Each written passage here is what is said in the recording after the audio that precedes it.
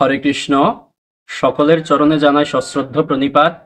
আপনাদের সবাইকে জানাই দৈনিক গীতামৃতের ত্রিসপ্ততি বা ৭৩তম পর্বে সুস্বাগতম, কৃষ্ণপ্রীতি এবং শুভেচ্ছা।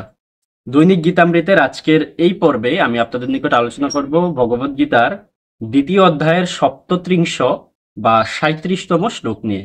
আপনারা সকলে ধৈর্য এবং মনোযোগের সহিত সম্পূর্ণ ভিডিওটি শেষ পর্যন্ত দেখুন, সেই সাথে শ্লোকের মাহাত্ম্য ও তাৎপর্য হৃদয়ঙ্গম করার প্রচেষ্টা করুন। আমি শুরু করছি, আপনারা সাথেই থাকুন। ওম নমো ভগবতে বাসুদেবায়, ওম নমো ভগবতে বাসুদেবায়, ওম নমো ভগবতে বাসুদেবায়। শ্রীমদ্ ভগবদ গীতা দ্বিতীয় অধ্যায় সাংখ্য যোগ। তো শ্লোকটি হচ্ছে ভগবান শ্রীকৃষ্ণের। ওম হত বা প্রাপ্স্যসি স্বর্গম জিত্বা বা ভোক্ষ্যসে মহিম তস্মাদ উত্তিষ্ঠ কৌন্তেয় যুদ্ধায় কৃত নিশ্চয়। আবার পাঠ করছি। হত বা প্রাপ্স্যসি স্বর্গম জিত্বা বা ভোক্ষ্যসে মহিম তস্মাদ উত্তিষ্ঠ কৌন্তেয় যুদ্ধায় কৃত নিশ্চয়। অনুবাদ: হে কুন্তিপুত্র, এই যুদ্ধে নিহত হলে তুমি স্বর্গ লাভ করবে, আর জয়ী হলে পৃথিবী ভোগ করবে। অতএব যুদ্ধের জন্য দৃঢ় সংকল্প হয়ে উত্থিত হও।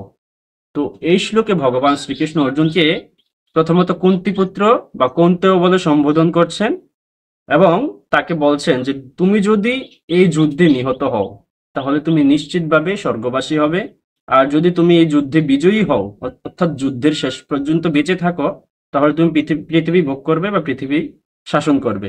অতএব যুদ্ধের জন্য দৃঢ় সংকল্প হয়ে উত্থিত হও। এখানে ভগবান অর্জুনকে একদম নিশ্চয়তা দিচ্ছেন যে এই যুদ্ধ করলে তুমি পরাজিত হও কিংবা বিজয়ী হও, নিহত হও কিংবা জীবিত থাকো, তোমার আসলে লোকসান বলতে কিছুই হবে না। তুমি যদি এই যুদ্ধে নিহত হও তাহলে তো তুমি স্বর্গ লাভ করছো, তুমি যদি এই যুদ্ধে নিহত না হও, বেঁচে থাকো, তাহলে তো তুমি পৃথিবী ভোগ করছো। তাহলে এখানে তোমার হচ্ছে সুখ করবার কি প্রয়োজন? অতএব তুমি যুদ্ধের জন্য দৃঢ় সংকল্প হয়ে উত্থিত হও। তোমার তো মৃত্যু ভয় থাকার কথা না, তোমার তো তাদের প্রতি করুণা থাকার কথা নয়। এটা ভগবান শ্রীকৃষ্ণ বলে তাকে হচ্ছে নিশ্চয়তা দিচ্ছেন ভগবান। এই বিষয়টা আমরা এই শ্লোক থেকে বুঝতে পারলাম। পূর্ববর্তী শ্লোকগুলোতে আমরা দেখেছি অর্জুনকে হচ্ছে ভগবান শ্রীকৃষ্ণ বলছেন যে তুমি যদি যুদ্ধ না করো, প্রত্যেকে মনে করবে যে তুমি হচ্ছে প্রাণ ভয়ে যুদ্ধক্ষেত্র পরিত্যাগ করেছো বা তোমার সামর্থ্য কম ছিল বা সামর্থ্য ছিল না। ওই সমস্ত বিষয় ভগবান বলতে এই শ্লোকে ভগবান বলছেন যে এই যুদ্ধ করলে তোমার আসলে ক্ষতি নেই, বরঞ্চ লাভই বটে। তো এই বিষয়টা আমরা বুঝতে পারলাম। তো এই শ্লোক সম্বন্ধে শ্রীল প্রভুপাদ মন্তব্য করেছেন, সেই বিষয়টা আমরা দেখে নিই তাৎপর্য। যুদ্ধে এমনকি অর্জুনের জয় সুনিশ্চিত না থাকলেও তাকে যুদ্ধ করতেই হতো। সেই যুদ্ধক্ষেত্রে নিহত হলেও তিনি স্বর্গলোকে উন্নীত হতেন।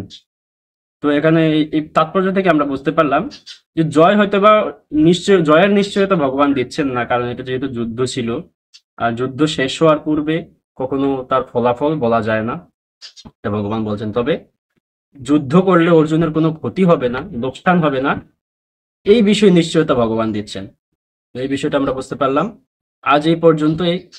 আপনারা সকলে ভালো থাকুন, সুস্থ থাকুন এবং এই শ্লোক পাঠে, উচ্চারণে, অনুবাদ প্রকাশে, তাৎপর্য বিশ্লেষণে কিংবা মন্তব্য প্রদর্শনে কোনো রকম ভুল ত্রুটি যদি হয়ে থাকে আপনারা সেটাকে অবসন্ন দৃষ্টিতে দেখবেন। আপনাদের সহিত দেখা হচ্ছে পরবর্তী পর্বে, পরবর্তী ভিডিওতে, পরবর্তী শ্লোকের পর্যালোচনা। হরে কৃষ্ণ।